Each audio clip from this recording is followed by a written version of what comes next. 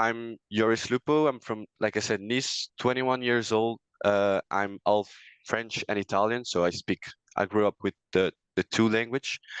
And yeah, since very young, I'm deeply passionate about sports. I used to play tennis a lot, football as well. I mean, I used to play tennis for like 7 years of competition, and I mean, I was quite good, but I wanted to turn pro, but things didn't really work out. So I mean, so yeah, the I started Amos in 2023, and yeah, that's where the grind start.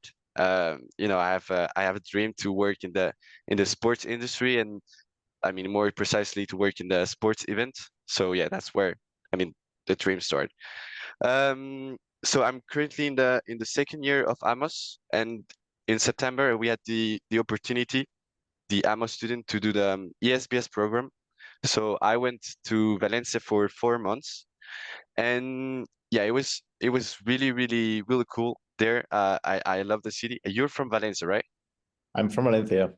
Yeah, you grew up there. So yeah, I mean your town is actually amazing. I loved it really. It was so good. It is, yeah. So yeah, a couple weeks ago we had the opportunity to receive you as a masterclass. You spoke about Paris basketball, and yeah, it was truly inspiring. You talked a lot about the identity and everything, and it gave me idea since I'm currently looking for an internship for next year. So it was really inspiring. So yeah, I mean that's pretty much it for me. I mean, are you ready to start the interview? Yes, sir. Yeah, I'm ready. sure. Okay, let's go. Well, first, I wanted to talk with your educational background because it's always good to know, I mean, where did you start, So, I mean, yeah, first question would be like, could you tell me more about your educational background?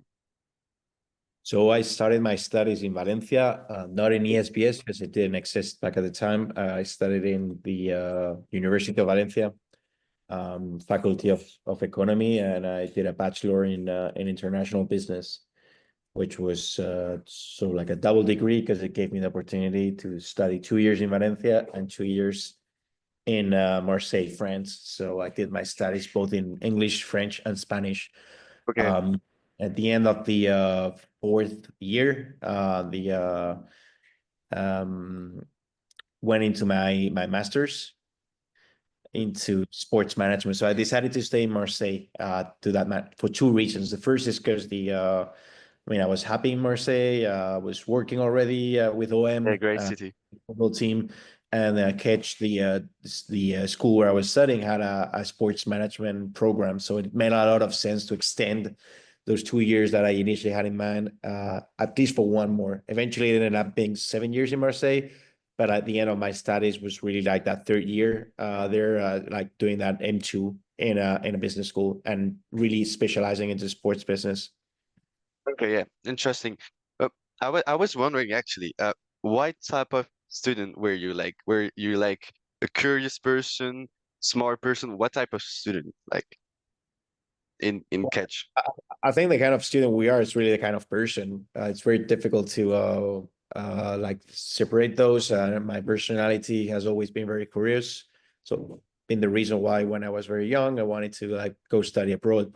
Like all my friends did Erasmus for 1 year. Some of them did 2 years, but I'm the only one that at the end of those 2 years course stayed abroad, which kind of like says like from a group of 10 friends that we were. That I was different. Being different is not always something negative. We're sometimes scared of being different to the rest of everyone else. Hmm. I think that kind of like makes the value and makes that difference in us, which helps you like build your career in a different path. Apart from curiosity, I mean, I wasn't the brightest in the room. Yeah, I've never been since school, but I've always been the hardest worker for sure. I mean, yeah, no one has would work harder than me. There's always been brighter people who could, I wasn't really good, for example, in numbers. Always been like good and very creative person. That's why eventually I ended yeah. up working strategy and marketing. But I did like, when I was doing my university, I had to go through different courses, especially the first 2 years. And I wasn't very good on the economics or Yeah. finance, um, accountancy. You're laughing. Probably it's the same on your side, which kind of Yeah. like confirmed that that wasn't the route that I was going to take. However, you need to see everything, especially in those first years. You got to be exposed. You got to see your weaknesses and you got to see what you're good at. And it strengthens you. I think it makes you stronger long term, but also like to get to know you better. Eventually, I mean, once you start doing your master, you do start like specializing into what you're good at, Hmm. which makes a lot of sense. What The was first yours? it was sports management. I mean, Yeah.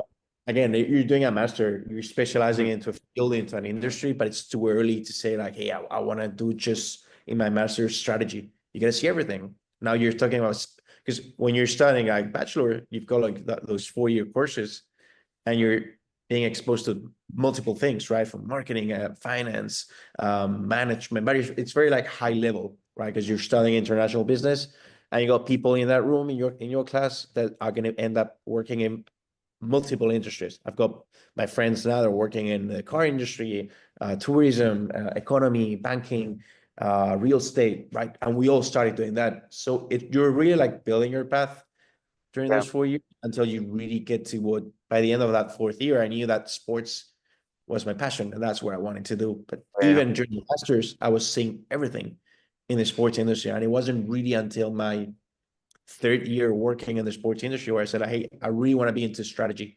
Because I started doing marketing and digital, social media. It was great, but it was very specific for me. I like working very in a very sort of like transversal and touch like different things. And I'm sort of like a generalist, and that's where strategy was, in a way, helping me like fulfill those motivations that I have. It was a way. It took like almost 8 years to build that path and Yeah. understand exactly what I was good at, get to know myself better as a professional, but also as a young man, and understand where I wanted to go for the rest of my career. Okay. Okay.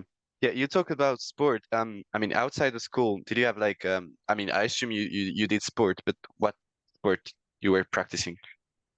Basketball, yeah, always. Basketball.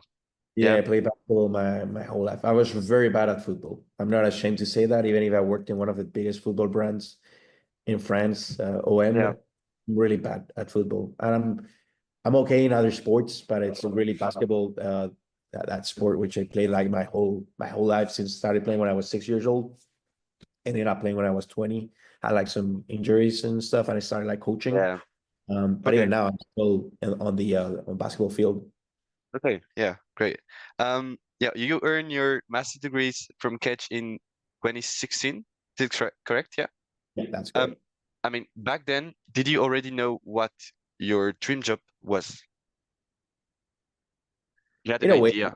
in a way, I think we all have dreams when we're kids and we grow up, we mature, and that dream so like evolves in a way, or as we start working, like you kind of like transform it. My dream has always been to work in the NBA Yeah. and work in professional basketball. It's something which I'm fortunate enough to say that I've been able to do. Um, but I'm still super young, and they say like, okay, but Yeah. you like the one of your dream jobs, but you still got like so long still to go. So another dream was sort of like work in the US, something Yeah. which I haven't really achieved because when I worked in the NBA, I worked in Africa. So you adapt, right? You say, Yeah. okay, I'm achieving my dream of working in the company I wanted to work, although I'm in a different market, which helps you grow as a person and as a professional, being exposed into those kind of environments. Yeah, I guess like the dream job like in a study always change. Like first year you want to do something, then second year you have another idea because you study something that you like. So yeah, it's quite interesting. So yeah, next question will be like, what was your very first experience in the sports industry? The first experience. I mean, I did like a couple jobs in the sports industry when I was working in Spain and studying. I was organizing events and helping like professional teams with some clinics, camps. But my real first like job I'd say was with OM because of the Oh, scope of okay. work, the responsibility, and also because of the continuity of working Yeah. with them for 7 years. started with OM, as I said, like during my master's year, I was both studying and working at the same time. At that time, the team got sold to a new Yeah. investor from the US. So there was like a Yeah. complete new structure. And I mean, sometimes I say it's luck, sometimes it's being at the right time, at the right moment, and being in a team and studying a master's with the team being sold to an American investor who now wants to expand globally and could McCourt, invest right? in, Yeah. yeah, Frank Yeah. McCoy, who's still Yeah. the Yeah. owner. Yeah. Yeah. Yeah. Well, in 2015, you joined Olympique de Marseille as a international development manager. I mean, can you tell us more about like your role inside the club? What was your role? I was I mean, again, the role sort of like evolved during those 7 years, but ultimately Hmm. it ended up like helping the OM brand expand globally, specifically in Africa, which was like the biggest market from an emotional and business standpoint for not just the team of Marseille, but also for the city. But yeah, it was really like managing like all the international programs such as academies, tours, preseason, fan clubs, all the Africa strategy, including the partners and Okay. marketing. Okay. How did it feel to work in such a big club as Marseille? Did you feel like a sort of pressure or stress? I mean, can be. I mean, when you work in professional sports, the good thing is that sort of dynamics that you get of winning, losing, the titles, the all the adrenaline. Specifically when you're working in a team like Marseille with such a big fan base and a strong Yeah. emotional attachment between the fans and the team, for sure, there's a different sort of pressure to the one that you can find in a different like 9 to 5 p.m. job on an office, which don't prove me wrong. I'm sure they've got like their different like pressure coming from investors and stakeholders and clients. But Yeah. here you're having like the most an extra ingredient, which is the fans and the Yeah. pressure you get from fans who are so proud about the team and everything you're doing. And again, I had nothing to do with the results. I was not in charge. I was not a coach. I was not on the coaching Yeah. staff. Yeah. In win Yeah. or lose, I had nothing to do on that. However, the work that I was doing to expand Marseille internationally, fans were really like looking into that because Yeah. they showed that It's I different. that as an ambassador, I was expanding and sharing the OM brand in the way that they saw that. And specifically with Africa, it's something which there was a great fit because for them Yeah. it resonated a lot. It made sense that they Hmm. were proud that Marseille were going into the African Yeah. continent versus going like other teams into China, USA, or other like bigger markets. Yeah. Yeah. Marseille have some big name in Africa. Like there's like a huge fan base. Like you said. What was your vision of Marseille before joining the club? Well, I obviously knew Marseille, even if I didn't Yeah. play Yeah. football. I followed I guess. football my whole life.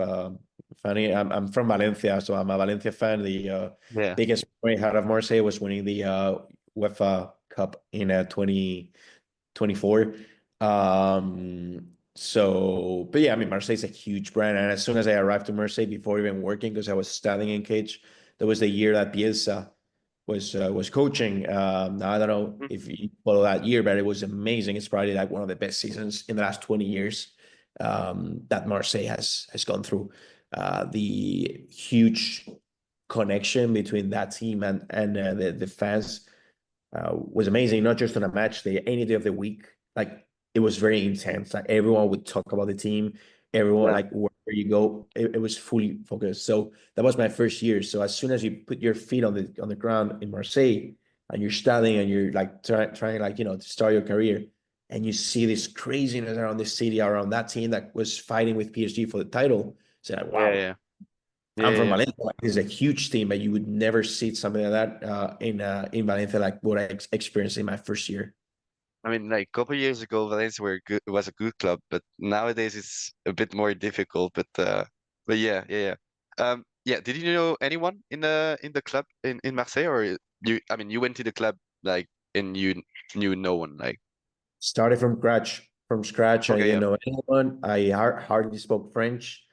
My master's program director was the one who recommended me to the new McCourt team.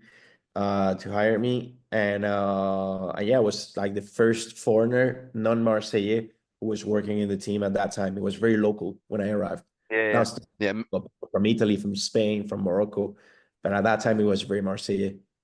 yeah, yeah. Mainly French inside the company. What were the biggest challenge that you faced your time there? Well, I mean, I guess the biggest challenge was at the beginning was more like adapting and understanding the environment where I Yeah, was in. I was learning French, but I had to learn yeah, Marseillais, and it's a completely different culture. The interaction, the way that yeah. people talk, and making sure that people, every company has their own codes, and you know, it's part of the business. But when you're working in Marseille, specifically in OM, and you come from outside, you're automatically going to be sort of like seen as a foreigner, which is okay. It's normal. It's part of human interactions. Is so you get a proof, and you're going to be challenged in a way differently to the others. You got a proof that you're there for a reason. Yeah, I mean you're Mhm. good at your work and you can help us, but you know exactly where you are. Um, Remember my first day, like I was having lunch next to Basil Boli, Oh yeah. and I didn't know who Basil Boli was. I thought he was a former colleague. And Oh it was after, really? yeah, it was after 10 minutes where both of us understood that I didn't know who he was, including him. He noticed. Oh We're my God. super close now. He's a really good friend, Basil, now, and we travel around the Yeah, world. I love him. But that kind of being exposed into those kind of situations, you gotta learn. And you gotta learn very fast where you are. Because you can be very good at your work, but if you don't know where you are, it doesn't really, work. So it's not just about the club, but it also like, what the culture, the way, the interactions, like small details about how people greet each other every morning, which are very different to like the rest of France or Spain, which you can adapt. You're in a different world, and as much as Valencia and Marseille have a lot of common, they're super different, and you gotta adapt yourself. It's not the other way around. People don't expect people to adapt to you. yeah, yeah. I see.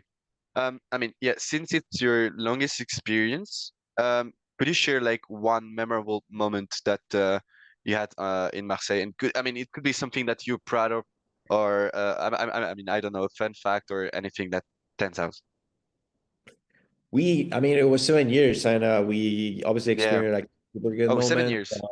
Yeah, one of the Oh, biggest, okay. one of the best memories I have is that season with Rudy Garcia, where Hmm. we played the Europa League final, Final. Yeah, yeah. and I think it was the quarterfinals that we played Leipzig, Yeah, and Leipzig. Yeah. we lost the game in Germany. Hmm. Can't remember the score. Maybe I'm saying it was Crazy 3-0, game. 3-0 or 4-0. It was a big loss. Yeah, yeah, We ended up winning that game in Marseille by 5-2. yeah, yeah. Hiroki Amazing. Yeah, scoring in the last second. It was crazy that game, and I've never seen an atmosphere like that in any sport event in my life, not just football, any. That game was by far the best game I've experienced in the 7 years I worked there.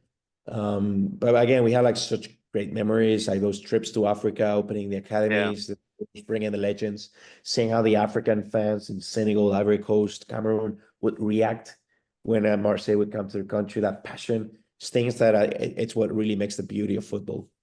yeah, yeah. I see. Yeah. Then you have your transition to the NBA. You left Marseille in 2020, is correct? Yeah, Yep. yeah. Yep. During And then you joined the NBA as a head of events and operation. What was your role and your mission there? I mean, I saw that you worked in Africa. Is it correct? Yep. Yeah, I moved to Africa. I was helping the NBA launch professional basketball league called the BAL, Basketball Africa League. It's the first NBA league outside the US. It's been now running for 5 years. And it's sort of like a year league model, Champions League with the champions of every country in Africa, Morocco, Rwanda, Senegal. And we did this in partnership with FIBA. So basically, my role was head of events and operations. I was the one like with many other people, but pulling up our sleeves on the market to get this done from the beginning, which was not easy because launching a league, it's never easy. It's not easy in the African market because of dynamics and the fact that you're working with so many different cultures and markets, um, polit- political context, everything. And third, and most important, it was during a pandemic. We had Oh to yeah, like true. apply like strong health and safety protocols. Yeah, by the way, Health, did you work mainly on site or it was like remotely also? it was on site. So the first season was done in Rwanda Okay, in yeah. the Kigali Arena. We brought 12 teams from all over Africa. We did a bubble. Not sure if you've seen the NBA bubble, which was done 2020 in Orlando, in Florida. No, I haven't seen it. The NBA. So it was like they brought all the teams from the NBA qualified for the some sort of like playoffs in Disneyland, Okay. in Orlando. So the teams would stay there for 2 months, maybe, Yeah. uh, and with strong like testing and health and safety Before protocols, the like playoff. yeah, players, staff, league Okay. staff, coaching Mm-hmm. staff, everyone, like more than 1,000 people were there in Florida. And we applied the same protocols in Africa. We did the same thing in Rwanda. So we brought 12 teams from Africa, from all over the continent, would stay in Kigali. We had a hotel, which we had completely privatized. Mm-hmm. Shuttle services, bringing players from the hotel to the arena. No fans at the beginning. After group stage, the government of Rwanda asked us to start introducing fans. I think it was like a 25% Oh yeah. uh, of fans. Eventually, we increased to 50. It was the first sport event in Rwanda since pandemic has started. So for them, was sort of like a way to test and implement new protocols. Okay. Was the working in NBA, I mean BAL, was like a dream come true for you? I mean, you said that you wanted to work since young in NBA, so I guess yeah. Yeah, I mean, working in the NBA was for sure was a dream since I was a kid. Now, obviously, maybe that you never know, but what maybe when you dream about that as a kid, you're dreaming about working in the league and a team in the US. But that's where, based on what we were saying earlier, like you cannot just like craft your path in one single way. You gotta be very open minded and very creative because that's Mm. and adapt to what's gonna happen. There's when I moved to Marseille, no one. If someone told me that I was gonna go live in Africa and help the NBA launch a professional basketball league, I would think they're crazy when they're telling me that.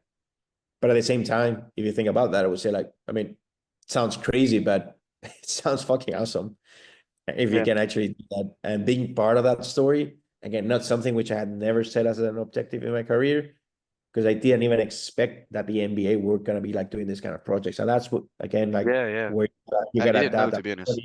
There's gonna be opportunities, and it's the same when I moved to Paris. Hmm. When I left Marseille to Africa, I thought I was not gonna come back to France, but at that time, Paris basketball didn't even exist.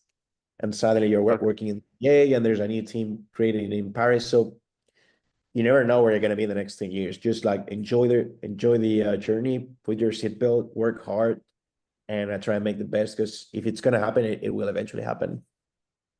Was the environment was so different from your experience in Europe? My environment, what do you mean? Like inside the company, like the mentality, I mean, I guess yeah, the mentality was different from European one. Oh, you mean working in the NBA? Yeah, yeah, working in NBA, yeah. It's different. It's very. I mean, we always cliches and stereotypes out there for something. The NBA is very corporate and very American. Even if I was working from Africa, we were still like reporting to the league office in New York. Oh yeah. Um, it's very business oriented, as you can imagine. But at the same time, I think it's pragmatic, it's efficient. You know exactly what you're doing. There's a long-term strategy where you know exactly where the company is going. Unfortunately, it's not always the case in European clubs, which are more emotionally driven on a day-to-day. If you win, everyone's excited, let's do more. If you're losing, it's not as good, let's do less. Company or a club, which at the end of the day is a company, cannot work that way. You got to have a long term thinking, regardless of winning or losing. And that's what I liked about the Paris basketball. I thought it Mhm. mixed the Yeah. European mindset with the American, and the team has not always been performing. Like the first year I was there, team didn't make it to the playoffs, and we did okay. I mean, in the Euro Cup we went to quarterfinals, but it was not a winning team. Yet the ambitions were there, and we continue working and trying hard and pushing because we actually thought the other way around. When the team's not winning, is when you're gonna push even more and get the fans excited. So I thought again it melted well like those two worlds into one, and it was the reason why, one of the reasons, I guess, why I joined. Okay, yeah. So from the BL, what did you learn the most from this experience? I mean, you worked one year and a couple months, right? Yeah, 2 years. Yeah, I did two full Two seasons. years.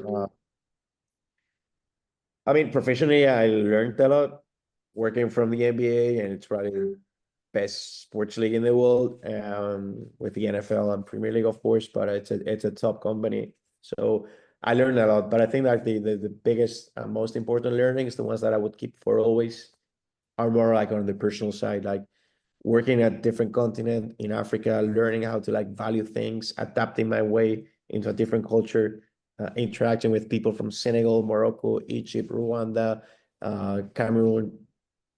It was like a challenge, a beautiful one, which, I mean, it wasn't always easy because I'm not African. I'm a Spanish white guy, which is, and again, like you're an outsider, same way like in Marseille, right? So you're gonna be judged and you're gonna be challenged in a way, which is normal. Again, it's natural. So you gotta prove that you are there for a reason. You're in Africa to help the continent and to help Yeah. the league and to help Hmm. grow the infrastructure and the basketball there. You're not there for personal interest, or you're not there to make business. Proving that was there was like a thin line that you gotta like sort of work on, and that personal development that I went through those like 2 years living there and working through this, it's something which still helps me today in my current job. Hmm. Okay, interesting. Then, I mean, probably your biggest project was the transition to Paris Basketball. So you joined there in 2022. Am I correct? Yeah. Yep. So yeah, you joined first as director of strategy and development. And yeah, it was like a new project, like a lot of ambition around the Paris basketball, led by David Kahn, if I'm not mistaken.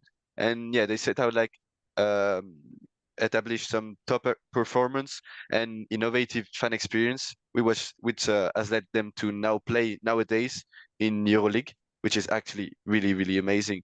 And I mean, my first question will be, were you aware of the club potential before joining them? Sure, and that's the reason why I joined. A lot of people thought I was crazy when I joined Paris Basketball because at that time it was the first year in Pro A. It was a small team. They had not been competing for a long time. They had no arena. They were playing in this small team in Carpentier. Uh, so a lot of people didn't understand why I left the NBA to like join this, but I did it because I saw the long-term potential for sure. Yeah. I mean, like meeting David, I'm meeting Eric Schwartz, the owner, and discussing about the project, everything, like it made a lot of sense. It convinced me, but I saw that value. I saw that this was like a project which was gonna pop, and not in 10 years, like less, maybe one, two. Yeah. It would be like very immediate, and I wanted to be part of that journey. Coming from the NBA, BAL, and creating something from scratch, it's something which was exciting. Working in a big company, but at the same time, you're working on a startup level. So being able like to replicate that sort of dynamics in Paris with a young brand new team without the NBA core around that was Mhm. something which I thought that professionally was going to help me grow in terms of responsibility, and it's been the case to like eventually work on a strategy role, which is what I was being looking for a couple of years. Okay, yeah, I get it. Was the environment there at Paris Basketball mostly French, or did you encounter a lot of international staff? I mean, it's very French for sure because it's a Parisian team, but it's you also got like that American mentality. David obviously as a president CEO, and some of the staff that he brought by. But regardless of what people where they come from, it's really like where they're going to, and that mindset was very startup, young, a lot of energy, a lot of positive, like think out of the box, like sort of, which sometimes it's hard to find in the sports industry, mixed with that American like business oriented of, hey, we're here to do business and we're not afraid of doing it, of saying this, because if we're not doing business, this is never gonna work. We want for sure we want to have a strong team, for sure we want to win, we want to have like the best players, the best arena. Yeah, but we gotta build a business around that because that's what's really gonna help the brand grow on a sustainable long-term model. Yeah, I see. In 2022, Paris Basketball hosted a game in Roland Garros at Roland Garros. It was like a an historic venue. I mean, known for the tennis. What was your role in this, and how did you convince such a big name to host the game? It's really hard, I guess. It was Roland Garros was one of the first activations when I joined. The project had already been announced way before I joined the team, so I'm not gonna get Oh, the any medals for that. However, I did help like on the execution and the promotion of the event. This was an idea of David when we saw that we were playing in Carpentry, a very small gym with 3,000 fans, and we were trying like to build the Adidas arena was delayed, so we had like to basically find like out of the box ideas that could help us like grow the brand locally and introduce it into the Grand Paris. So we played a couple games in Accra Arena, which were fun. They were exciting, but at the end of the day, like it's not making the buzz. So we said, like, hey, what's next? And that next was, can we find like an iconic venue in the city which can host the events? Which is funny because when I was watching the Olympic Games this summer, it's the same strategy, right? It's about finding yeah. the cultural sort of aspect about the city and sort of amplify that through a sport event. In this case, I mean, we didn't like create any pop-up like they did in Trocadero or any of the other areas, but like bringing a basketball game for the first time into the Philippe Chatrier court. It's something which is historical, and obviously that made a lot of noise and allowed us to have like more than 30,000 people, which by the time was the record in French basketball attendance. Regarding the Adidas Arena, which has hosted several Olympic Games, how does it align with the club's strategy and the growth of the club? I go even further with the thought. I'd say that the Adidas Arena, it's the center axe of our strategy. Everything. First of all, the reason why Paris basketball exists today, it's because of the Adidas Arena. If there was no arena, I'd see a very difficult for American investors to come into Paris and invest into a French basketball team. The arena is what's really like helping grow the brand and helping grow the business around that, from game day component, but also like in terms of like the product, helping us introduce into the Parisian um, fans like what Paris basketball is about, and create that show entertainment product which people needed, which there's no way that we would have been able to create in the Carpentier or even at Accor Arena, because as good as Accor Arena is, like we're not the owners. There's events going on every day, Yeah, and it was very yeah, difficult yeah. to introduce the resident Concert, team. right? Also, There's concerts, there's sports events, NBA. It's one of the most busiest arenas in Europe. yeah, So a resident team like Paris play there, it's impossible. So we needed the Adidas Arena yeah. in order to have this team created and grow. Mhm. Did you face any challenge in this project? I mean, Did the the creation Adidas? of the yeah, Well, for sure, it's a big move. I guess the first challenge was moving in the middle of the season yeah, because yeah. you would It was never open in see. February, right? Yeah, exactly. 2024. Yeah, 24. There's no NBA team. You would never see them move in the middle of the season. So yeah, true. we would move like wait till summer and move after that. But we just the clock was ticking, and it was urgent for us to move before the Olympics because we were losing money basically, and we just couldn't wait. So we did that. We took that risk. That was definitely a challenge, like changing the whole operations, changing the strategy, season ticket holders, sponsorship from a 3,000 small gym into like an Olympic arena was Yeah, a huge transition that we had to like do in like matter of like less than 2 weeks. I see. Yeah. So, I mean, I recently saw that you will pursue a new project in 2025. Regarding your journey in Paris basketball, what was your best memories out there? From Paris, Yeah, Paris basketball. I guess the Euro Cup. The Euro Cup Yeah, was it's my first ever title.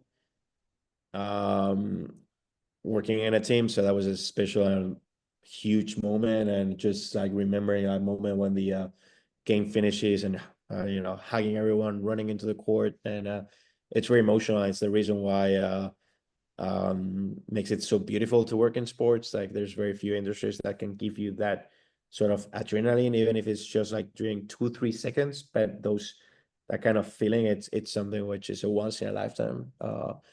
That was definitely like special.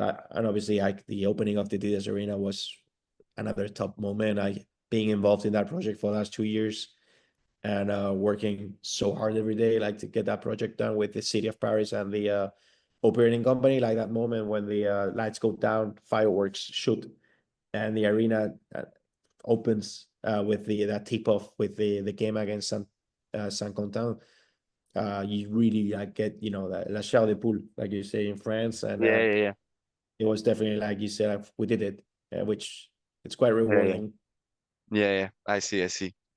Well, yeah, I think we're done with the interview. Like I said, you have a new project for 2025. So yeah, I wish you all the best for your next step. And I will put it in the description your profile, LinkedIn. So then you can just check, and I'll include it in the description. So yeah, thank you so much, Alex. I hope you like the format of the interview. Like I said, it's the first one, so I'm still figuring out what to do in the podcast, So yeah, but I think it was quite interesting. I mean, it's good to have your point of view. So it was really interesting. Thank you so much, Alex. Thanks to you, Joris. You did a great job. Yeah, thank you so much. So I think yeah, we're good. I wish you all the best for 2024, 2025. Sorry, yeah, already. So yeah, thank you so much. Thank you guys for watching. Don't forget to leave a comment. I mean, obviously there's the first episode, so there's obviously something to improve, something that you like, so you can maybe say it in the comment section. So thank you so much, guys, for following the episode, and we'll see for a next episode. Thank you so much.